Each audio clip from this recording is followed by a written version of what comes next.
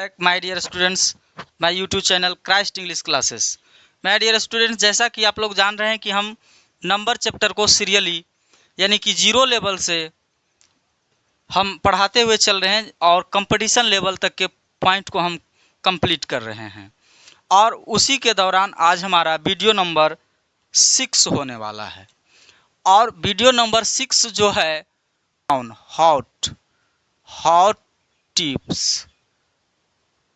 Hot tips of noun, यानी कि noun के संदर्भ में महत्वपूर्ण बातें। तो हम आपसे कहेंगे कि अगर आप हमारे चैनल पे फर्स्ट बार विजिट कर रहे हैं और जनरल कंपटीशन की तैयारी कर रहे हैं जिसमें इंग्लिश की क्वेश्चंस पूछे जाते हैं, तो आपके लिए बहुत ही ज़्यादा हेल्पफुल होगा, सहायक होगा। और अगर आप इंटरमीडिएट का स्टूडेंट हैं, 9 का है, 10 का है, तो आप हमारे पीछे वाले वीडियो को नंबर चैप्टर को पढ़ लीजिए, आपका काम हो जाएगा।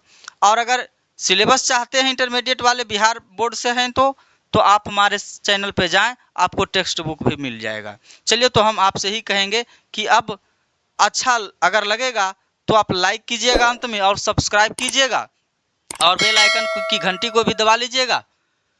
और हम पॉइंट को आगे बढ़ाते हैं। पॉइंट है hot tips of noun. Noun के संदर्भ में कुछ महत्वपूर्ण बातें। माय डियर स्टूडेंट, जरा सा समझने का प्रयास कीजिएगा कि एक वर्ड है, नाउन ही है, वो है ओ क्लॉक। जरा समझने का प्रयास कीजिएगा। हम पॉइंट बिना समय गवाए आपको लेकर के चलते रहेंगे। ओ क्लॉक, अगर हम बात करें ओ क्लॉक का प्रयोग, तो हम कहेंगे ओ क्लॉक का प्रयोग घड़ी के निश्चित समय के साथ होता है। किसकी समय? घड़ी। बढ़िया से सब आपको हम फॉन्ट को बड़ा करके लिखेंगे जिससे आपको समझ में आए। घड़ी के निश्चित समय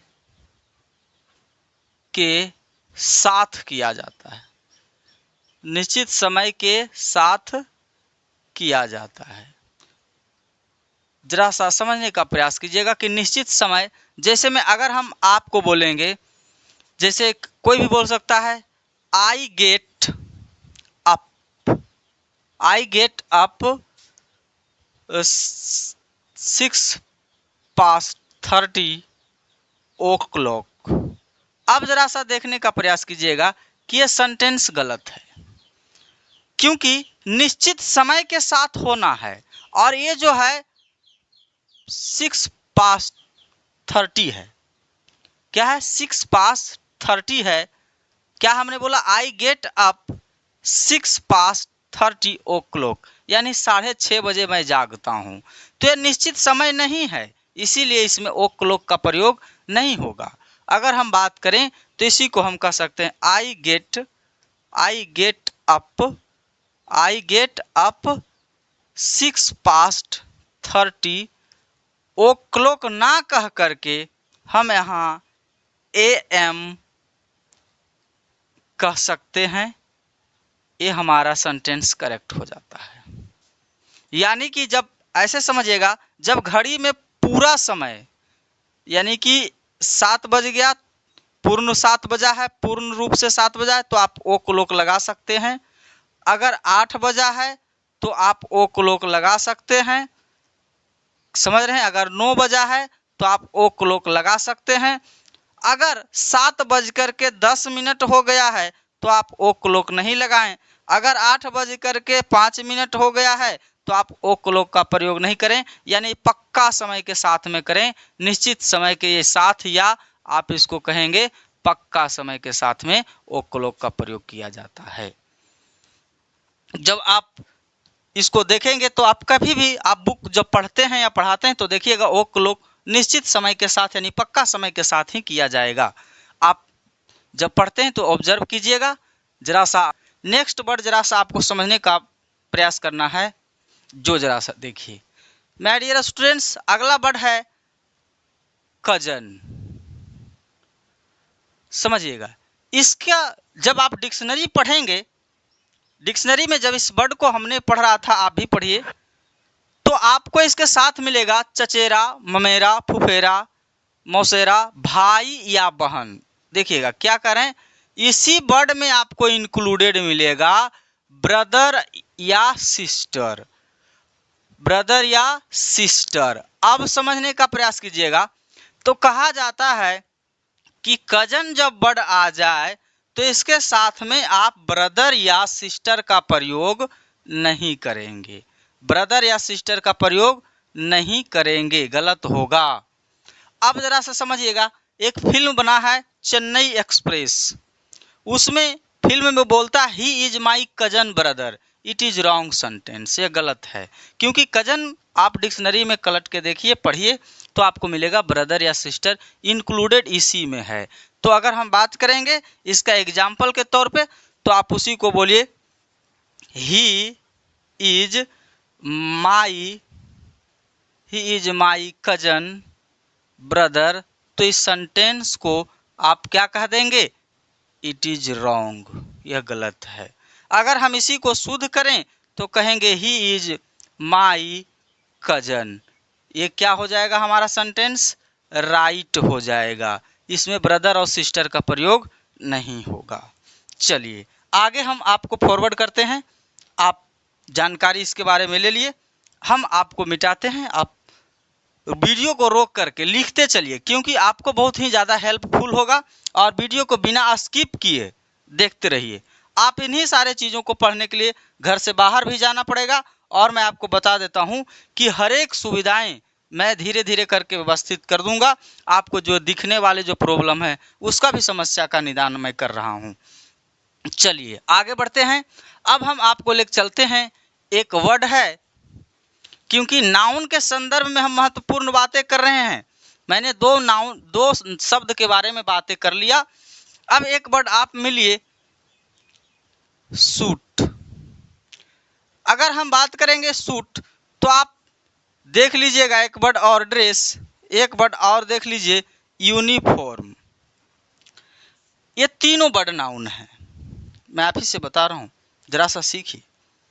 अब देखिए सूट भी नाउन है, ड्रेस भी नाउन है, यूनिफॉर्म भी नाउन है, लेकिन इसमें डिफरेंस क्या है जो जरा सा समझने का प्रयास कीजिएगा।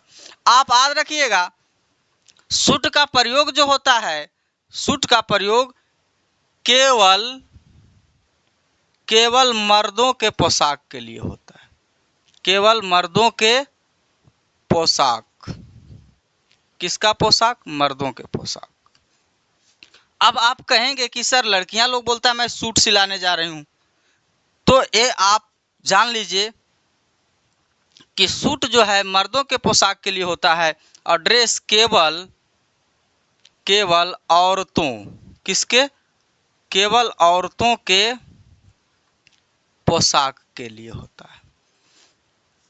अब बात करें यूनिफॉर्म, तो यूनि प्लस फॉर्म, ये दो शब्दों का मेल से बना हुआ है।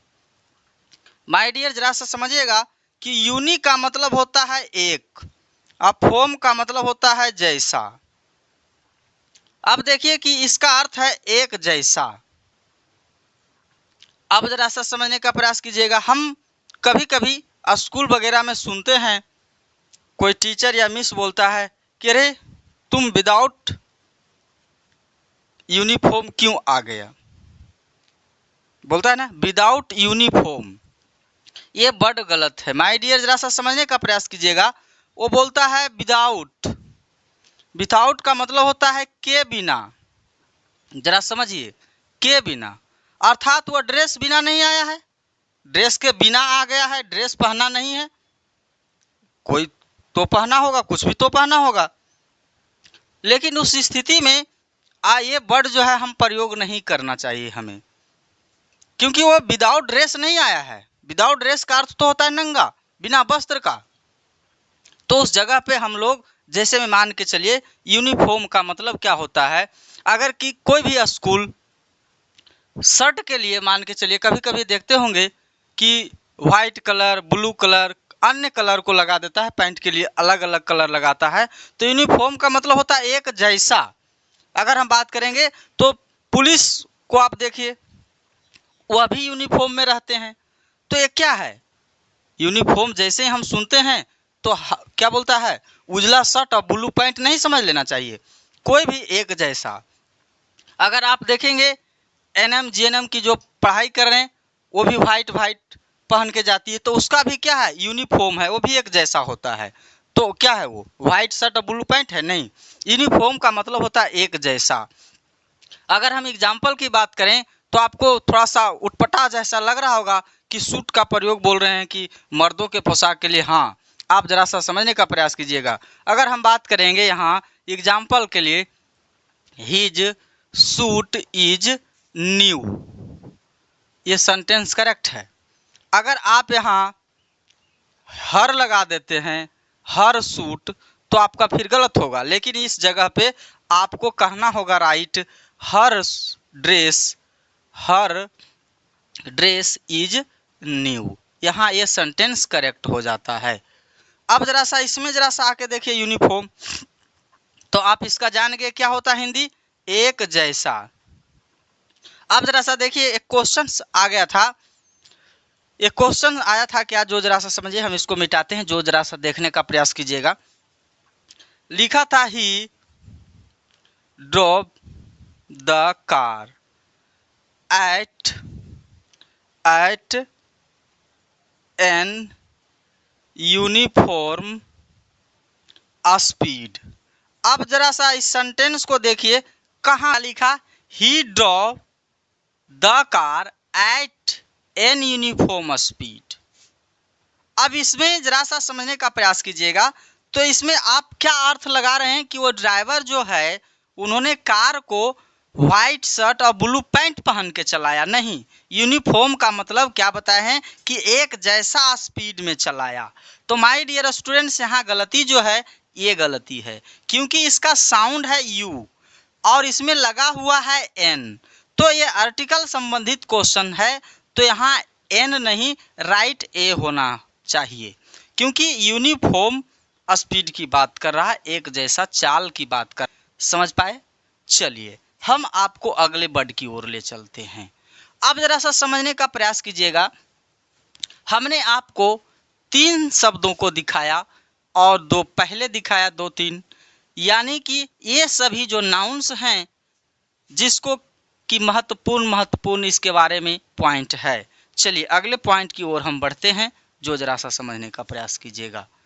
अब जरा सा देखिए, अगर हम किसी से फर्स्ट बार मिलते हैं, अगर हम बात करेंगे तो मिलने के समय जो हमें अभिवादन करना चाहिए, ग्रीटिंग करना चाहिए, अगर हम बात करेंगे तो ग्रीटिंग के चीज़ें जो है, ग्रीटिंग का वर्ड जो है मिलते के समय हम उसको आप बोल सकते हैं, क्या बोल सकते हैं, गुड मॉर्निंग बोल सकते हैं।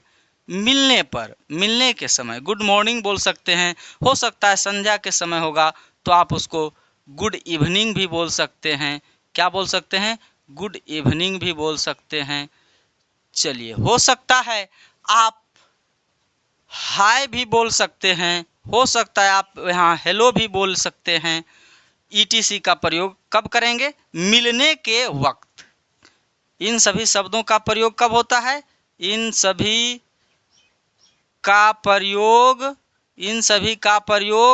मिलने के वक्त होता है। मिलने के वक्त, किस वक्त, मिलने के वक्त।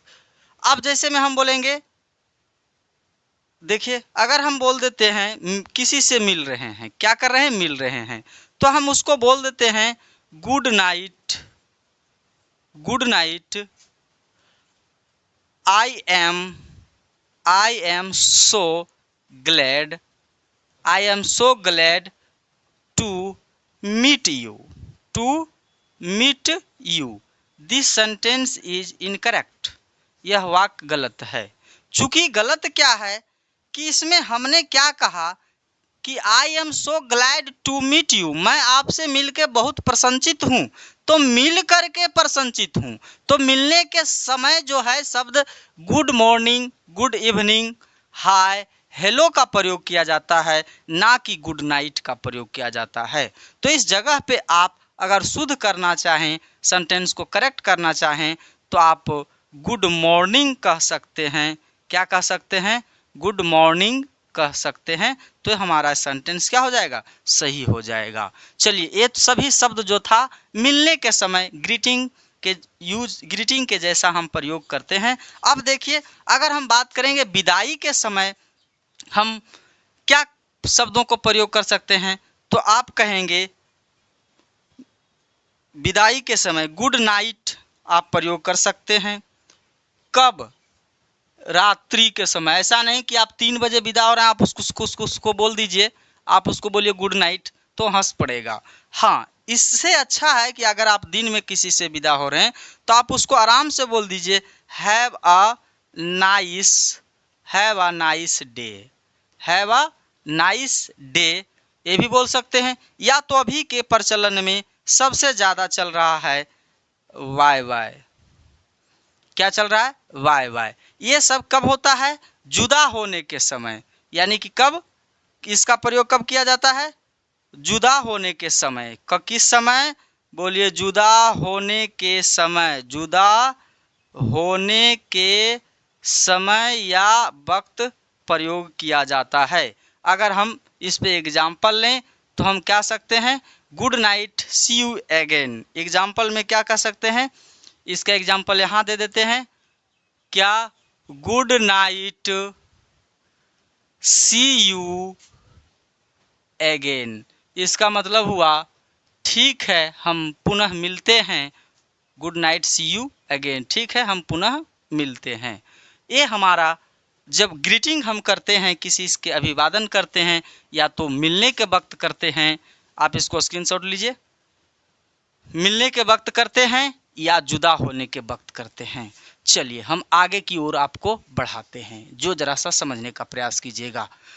हम आज हॉट पॉइंट जो है, हॉट पॉइंट यानी कि नाउन के संदर्भ में कुछ महत्वपूर्ण बातें जो है उसको हम कंप्लीट आपको करते हुए चल रहे हैं। आप बिना वीडियो को स्किप किए देखते चलिए।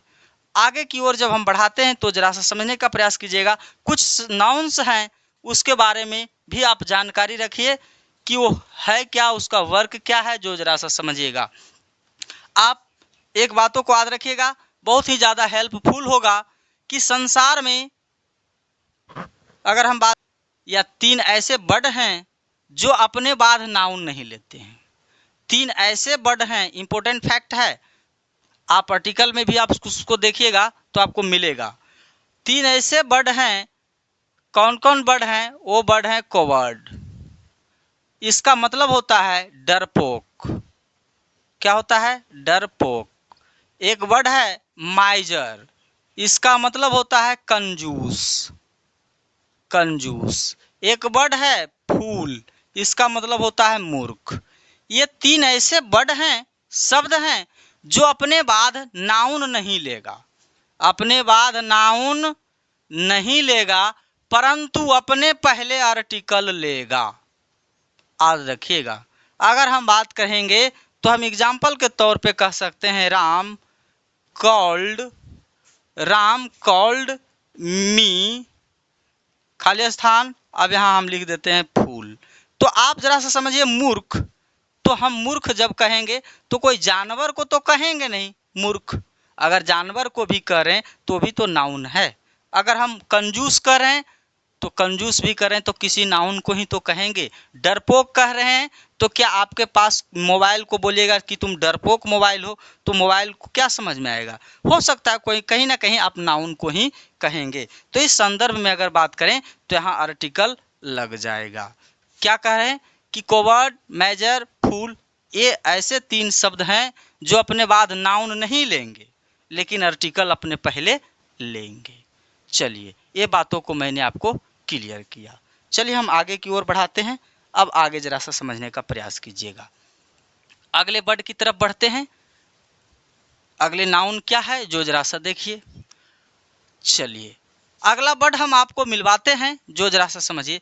आप लोग बहुत बार कभी कभी देखते होंगे बुक में या लेसन जब पढ़ते होंगे तो उसमें मिलता होगा वर्क। वर्क का मतलब होता है वर्क, इसको हम क्या पढ़ते हैं? वर्क। यहाँ आर साइलेंट होता है, वर्क। अब देखिए, इसका एक तो अर्थ होता है एक्शन, यानी कि आप जानते हैं जो कि हम बोलते हैं काम बोलते हैं, या इसको हम कार्य भी कहते हैं।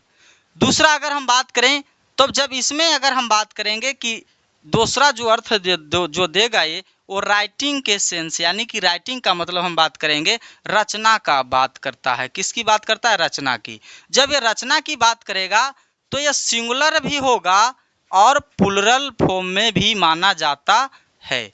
अगर कैसे, जो जरा सा समझने का प्रयास कीजिएगा। अगर हम बोलते हैं क्या, जो जरा सा समझिएगा, कि मुझे बहुत सारा काम करना पड़ता है, तो हम बोलते हैं I have to do a piece of work. A piece of work, मुझे एक काम है। अ पीस ऑफ वर्क, मुझे क्या है? एक काम करना पड़ता है। अब जरा सा देखिए, मुझे एक काम करना पड़ता है। अब देखिए, तो इस किसके सेंस में है? ये जो है वर्क के सेंस में है। अगर हम बात करेंगे रचना के अर्थ पे, तो इसका रचना के अर्थ में, जैसे हम प्रेमचंद को ले लेते हैं, तो यहाँ इस जगह पे अगर एक बुक होगा तो सिंगुलर होगा, अगर दो बुक हो जाएगा तो प्लुरल हो जाएगा। जैसे में आप देखिए, हम एक सेंटेंस देते हैं आपको। गोदान, आप नाम सुने होंगे, गोदान जिसको बोलते हैं, गोदान एंड गबन बुक है। गोदान एंड द गबन, गोदान एंड द गबन आर अब यहाँ क्या कहेंगे? आर वर्क, वर्क नहीं कह के वर्क्स कहेंगे। Works of Premchand, works of Premchand, यानी कि गोदान एंड गबन किसकी रचना है? प्रेमचंद की। तो यहाँ वर्क्स का मतलब क्या हुआ मेरे दोस्त? तो आप कहेंगे रचना। आप बुक में जब पढ़ेंगे तो इंट्रोडक्शन पढ़ेंगे राइटर का, तो उसमें बहुत सारा वर्क्स के बारे में जिक्र होता है। जैसे कि वो बहुत सारे किताबें, कहानियाँ जो लिखते हैं, तो उनके बारे में जिक्र होगा। तो देखिएगा कि वर्क ना होकर के वर्क्स होगा। चलिए, और वर्क्स का मतलब देखिए, कभी कभी आप खिलौने जब खरीदते हैं तो उसमें आपको लिखा हुआ मिलेगा प्लास्टिक वर्क्स। क्या मिलेगा? Plastic works. तो इसका अर्थ क्या है कि प्लास्टिक की रचनाएं। तो हो सकता है कि वो खिलौने में क्या बोलता है, एक खिलौने का, एक प्लास्टिक का एक कार बनाया हुआ हो सकता है प्लास्टिक का, वो बहुत प्रकार की खिलौने को बनाया होगा। तो रचना कर रहा है, ना कि काम कर रहा है। जैसे में एक कार का रचना कर दिया, और हम बोलेंगे जो होता है बच्चों को खेलने वाला बस, तो भी प्लास्टिक का एक ही कंपनी क्या कर रहा है? रचना कर रहा है। तो उसका हम क्या कहेंगे?